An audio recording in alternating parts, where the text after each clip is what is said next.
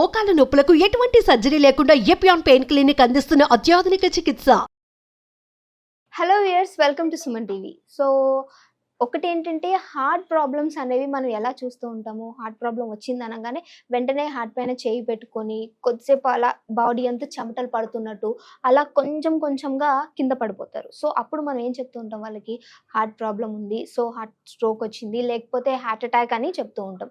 But cut చేస్తే ఇక్కడ ఏంటంటే కోవిడ్ తర్వాత, సో ఇదొక అపోహన లేకపోతే నిజమా అనేది తెలియదు, కానీ కోవిడ్ తర్వాత ఎక్కడ చూసినా సరే 10th క్లాస్ అబ్బాయి కావచ్చు, లేకపోతే క్రికెట్ ఆడుకుంటుంటే, లేదు అంటే స్పీచ్ ఇస్తూ అలా ఉన్న పలంగా సడన్గా కింద పడిపోవడం. సో మరి హార్ట్ ప్రాబ్లం కానీ హార్ట్ అటాక్ అన్నప్పుడు ఫస్ట్ మనం హార్ట్ పైన చేయి పెట్టుకుంటామని చెప్పేసి మనందరికీ తెలుసు. మరి ఇలా సడన్ డెత్ అయిపోతున్నారు, పడిపోగానే చనిపోతున్నారు అంటే దీనికి కారణం ఏంటి? కోవిడ్ తర్వాతే అని ఎందుకనంటే ఇది అపోహన, లేకపోతే నిజంగానే కోవిడ్ వ్యాక్సినేషన్ తీసుకున్న తర్వాతనే ఇలాంటి ప్రాబ్లమ్స్ వస్తున్నాయా అని తెలుసుకోవడానికి మనతో పాటు ఉన్న డాక్టర్ వసంత్ కుమార్ గారు, సార్తో మాట్లాడతారు. నమస్తే సార్. నమస్తే సార్, నేను చెప్పింది కరెక్టే అంటారా? పిట్టలు రాలిపోయినట్టు రాలిపోతున్నారు అనే పదం ఎక్కువగా వాడుతూ ఉంటారు. ఎందుకనంటే అవే ఇట్లా గన్ షూట్ చేసినప్పుడు ఈజీగా మనకి వారి చనిపోతూ ఉంటాయి. సో అలానే మనకి ఇప్పుడు ఏంటంటే కోవిడ్ తర్వాత మనుషులు ప్రతి ఒక్క సారి కూడా చూస్తూ ఉండగానే పడిపోవడం. సో ఏంటి అంటే heart stroke, heart problem. So ఇది అంటే ఓ 14 years లేదంటే 10 years పిల్లోడికి కూడా ఇలా జరుగుతుంది అంటారా? హార్ట్ ప్రాబ్లమ్స్ అనేవి హార్ట్ స్ట్రోక్ వస్తూ అంటారా? చూడమ్మా, నేను 2019 కన్నా బిఫోర్ ఎప్పుడు కూడా పిల్లలు చనిపోతున్నాయి చూడలే.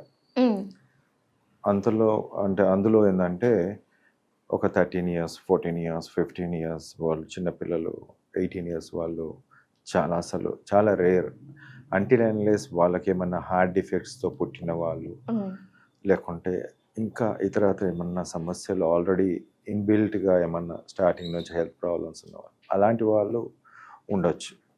బట్ హెల్తీగా ఉన్న వాళ్ళు చనిపోవడం అనేది ఆఫ్టర్ కోవిడే చూస్తున్నాం. ఆఫ్టర్ కోవిడ్ అంటున్నాను, it is not that after vaccine తర్వాత నేను మాట్లాడతాను. ఇక్కడ ఏంటంటే కోవిడ్ అనేది ఏదైతే స్టార్ట్ అయిన తర్వాత చాలామంది ఏజ్ 10, 12, 14, 15, 18, 20, 23, 30 అలా 45 ఏజ్ వరకు మనం కొద్దిగా యంగ్ ఏజ్ వరకే మనం చూసుకోవచ్చు. మనం ఇంతకుముందు చూసేది ఏదైతే ఉందో 45 తర్వాత వాళ్ళకు ఎథెరోస్క్లెరోసిస్ అని బ్లడ్ వెజల్స్ అనేది బ్లాక్ అవ్వడం, అక్కడ బ్లాక్ కొంచెం మొత్తం పూర్తిగా బ్లాక్ అవ్వడం, 80%, 90% బ్లాక్స్ అనేది అక్కడ చూసేవాళ్ళం. ఇది క్లియర్గా ఉంటుంది. ఎందుకంటే నా వర్షన్ ఆఫ్ వర్డ్స్ ఏదైతే ఉన్నా ఎథెరోస్క్లెరోటిక్ ప్లేక్స్తో మొత్తం చిన్నగా అవుతుంది. అది after 45 age. So as age goes on they will be having some heart problem.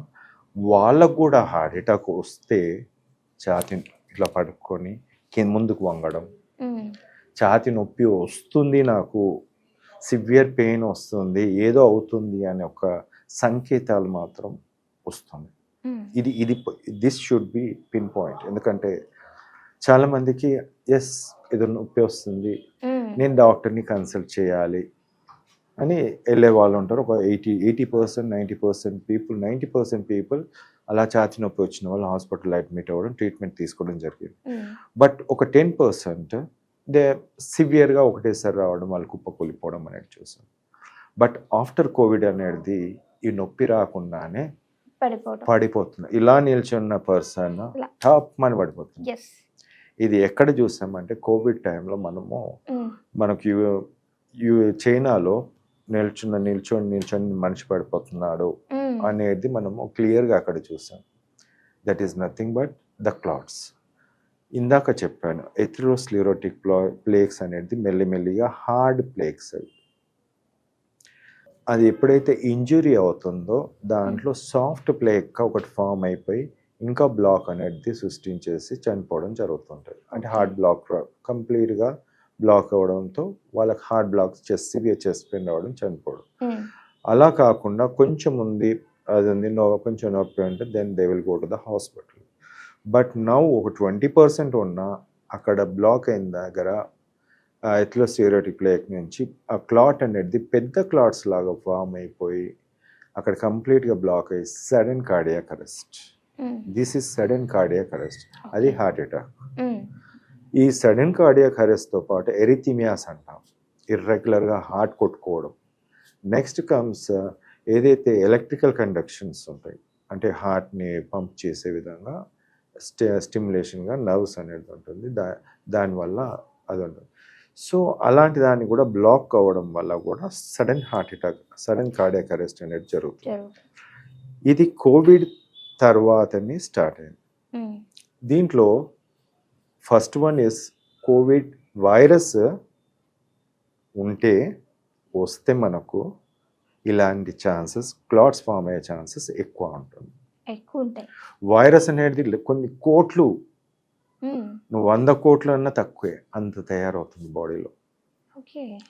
ఆ బ్లడ్ వెసిల్ను డ్యామేజ్ చేసి అక్కడ ఉన్న ఆల్రెడీ ఒక డ్యామేజ్ అయిన ఎథెరోస్క్లెరోటిక్ ప్లేక్ ఏదైతే ఉందో, ఎథెరోస్క్లెరోసిస్ అంటాము, అక్కడ పోయి దాన్ని డ్యామేజ్ చేసినప్పుడు ఆ క్లాట్ దాంట్లో నుంచి బ్లీడ్ అయిపోయి క్లాట్ ఫామ్ అయిపోయి సాఫ్ట్ క్లాట్ ఫామ్ అయిపోయి సడన్ కార్డియాక్ అరెస్ట్ అనేది జరుగుతుంది.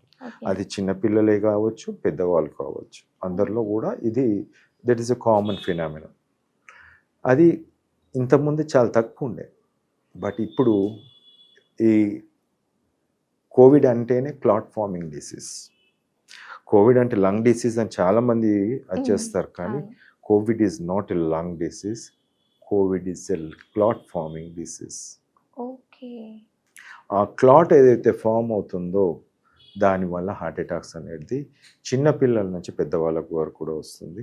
అది కూడా సడన్ కార్డియాక్ అరెస్ట్, ఎరిథిమియాస్ అనొచ్చు, దాంట్లో సడన్ ఎరిథిమియాస్ వస్తుంది అండ్ కండక్షన్ డిఫెక్ట్స్ కూడా వస్తుంది. అంటే ఏదైతే వ్యాక్సినేషన్ ఉందో సార్, దీని వల్లే అవుతుందని అంటారా? వ్యాక్సినేషన్ అనేది కాదు అని సెంట్రల్ గవర్నమెంట్ ICMR వాళ్ళు చెప్పారు. సరే, నేను వాళ్ళు చెప్పిన దాన్ని మనం ఓకే అంటాను, ఎందుకంటే సరే వాళ్ళు పరిశోధన చేశారేమో, బాగుంది. మరి ఈ థ్రాంబోసైటోపెనియా సిండ్రోమ్ అనే ఒక పదము యూకే సుప్రీంకోర్టులో వాళ్ళు కంపెనీ వాళ్ళు చెప్పారు. థ్రాంబోసైటోపెనియా సిండ్రోమ్ అనేది పదం ఏంటంటే, థ్రాంబోసిస్ అంటేనేమో క్లాట్ ఫార్మేషన్, థ్రాంబోసైటోపెనియా అంటేనేమో ప్లేట్లెట్స్ అనేది పడిపోవడం. ఓకే, ఇది రెండు కలిపి ఒక డిసీజ్ అంటాం. అలాంటిది ఒక సమస్య 1% పీపుల్లో ఇలాంటిది ఉంది, కొంచెం తక్కువ పర్సంటేజ్లో ఉంది. కోవిషీల్డ్ వ్యాక్సిన్ తీసుకున్న వాళ్ళు అంటారు. కోవిషీల్డ్ అని కాదు, ఇక్కడ కోవాక్సిన్, కోవిషీల్డ్, లేకుంటే ఫైజర్, మెడ్రోనా అన్నిట్లలో వచ్చింది. నేను ముందుగా చెప్పాను, కరోనాలో కూడా క్లాట్ ఫామ్ అవుతుంది, సేమ్ స్పైక్ ప్రోటీనే. దాంట్లో నుంచి తీసుకొచ్చి దీంట్లో పెట్టిన స్పైక్ ప్రోటీన్ వల్ల దీంట్లో క్లాట్ ఫామ్ అవుతుంది అని వాళ్ళే చెప్పారు. నేను చెప్పని అవసరం లేదు కదా దానికి. థ్రాంబోసైటోపెనియా సిండ్రోమ్. ఇంకొకటి ఏంటంటే, ప్లేట్లెట్స్ చాలా మందిలో కూడా 50 to 60%, 40% తగ్గిపోయాయి. ఇప్పుడు కూడా వాళ్ళు చెక్ చేసుకుంటే ప్లేట్లెట్స్ పోయాయి. ఇప్పుడు వచ్చేది కూడా అదే, ప్లేట్లెట్స్ డౌన్ అయిపోయి. ఇవేందో చిన్నపిల్లలకు కూడా చూస్తూ ఉన్నాము. అంటే చిన్నపిల్లల్లో అనేది వ్యాక్సిన్ తీసుకున్న వాళ్ళు చాలా మందిలో తగ్గాయి. సో ఇప్పుడు ఏమవుతుంది, ఈ క్లాట్స్ ఫార్మేషన్ అనేది 2 చోట్ల జరిగింది. ఇక్కడ మీకు క్లారిటీగా చెప్పేస్తున్నాను. ఫస్ట్ కోవిడ్లో జరుగుతుందని వాళ్ళు మనకు స్టార్టింగ్ నుంచి మనం వింటున్నాము. డిడైమర్ లెవెల్ పెరుగుతుంది కొంతమందిలో, అందరిలో ఉండదు. ఆల్రెడీ వాళ్ళు చెప్పారు థ్రాంబోసైటోపెనియా.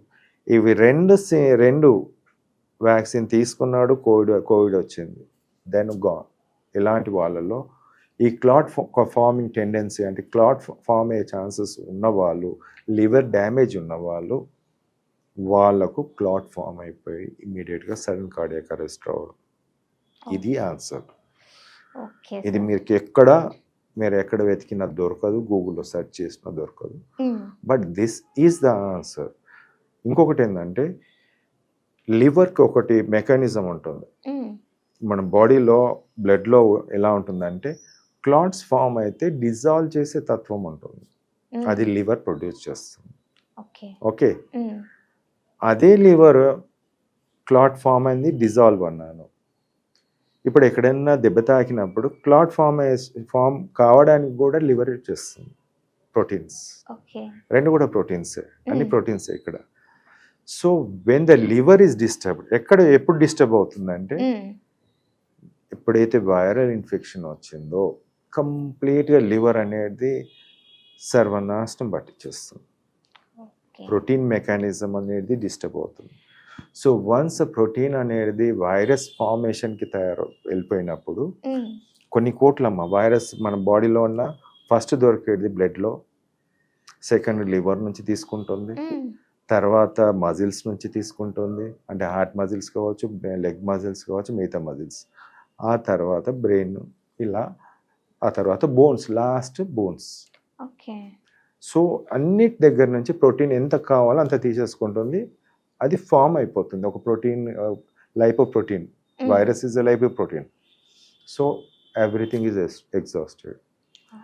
అప్పుడు ఏమవుతుందంటే ఈ డిజాల్వింగ్ తత్వం తగ్గిపోతుంది. లివర్ అనేది ఏం చేస్తుందంటే ఫంక్షన్ తక్కువైపోతుంది, దానికి ప్రొడక్షన్ చేసే సోమత కూడా తగ్గుతుంది, అలసిపోయి. సో ఆ క్లాట్ ఫామ్ అయింది, డిజాల్వ్ చేయలేని పరిస్థితి ఏర్పడుతుంది. సో అప్పుడు అలాంటప్పుడు హార్ట్ అటాక్స్ అనేది ఈ క్లాట్ వల్ల చాలా కామన్. వచ్చే అవకాశం. అందుకే ఇక్కడ చిన్న పెద్ద తేడా లేకుండా అందరూ హార్ట్ అటాక్తో చాలా మంది చనిపోవడం జరుగుతుంది. మొన్న కూడా కాంతారా హీరో 33 ఇయర్స్ ఒక 1 వీక్ బ్యాక్ చనిపోయాడు, 33 ఇయర్స్ ఓల్డ్. ఓకే. అండ్ చాలా మంది సెలబ్రిటీస్ కూడా కార్డియాక్ అరెస్ట్ చనిపోయాడు. అండ్ చిన్న చిన్న పిల్లలు కూడా 10th క్లాస్ పిల్లలు Yes, 15 డాన్స్ చేస్తూ చదువుకుంటూ క్రికెట్ ఆడుతూ కూడా చనిపోయారు. మాట్లాడుతూ చెప్పాను కదమ్మా, ఎప్పుడే కానీ మెడిసిన్స్ సరి అయిన ఒకటి వైరస్ని చంపే మెడిసిన్ ఉండాల్సిందే, ఇంకొకటి క్లాట్స్ని డిజాల్వ్ చేసే మెడిసిన్ ఉండాల్సిందే. నేను ఇంకొకటి చెప్పాను, మీ బాడీలో ప్రోటీన్ అనేది వైరస్ తినేసినప్పుడు మీరు ఏం చేయాలి అంటే మీరే చెప్పండి. మళ్ళీ ప్రోటీన్ తెచ్చుకోవాలి కదా సార్. తెచ్చుకోవాలి, దట్స్ ఆన్సర్. మనం ప్రోటీన్ ఇవ్వకుండా, మీరు చూడండి ఎక్కడైనా కార్పొరేట్ హాస్పిటల్, మీరు ప్రతి కార్పొరేట్ హాస్పిటల్లో లేకుంటే ఇంకో డాక్టర్నో 99.999999% పెడితే దాంట్లో 0.1%లో చాలా తక్కువ మంది నాలాంటి వాళ్ళు కొంతమంది వెళ్తారు. దాంట్లో చెప్పే వాళ్ళు ఏంటంటే, నేను చెప్పేది ఒకటే, హై ప్రోటీన్ డైట్ తీసుకోవాలి. వైరల్ ఇన్ఫెక్షన్స్ కానీ ఎనీ బ్యాక్టీరియల్ ఇన్ఫెక్షన్స్ వచ్చినప్పుడు హై ప్రోటీన్ డైట్ తీసుకున్నప్పుడు ఎటువంటి సమస్య ఉండదు.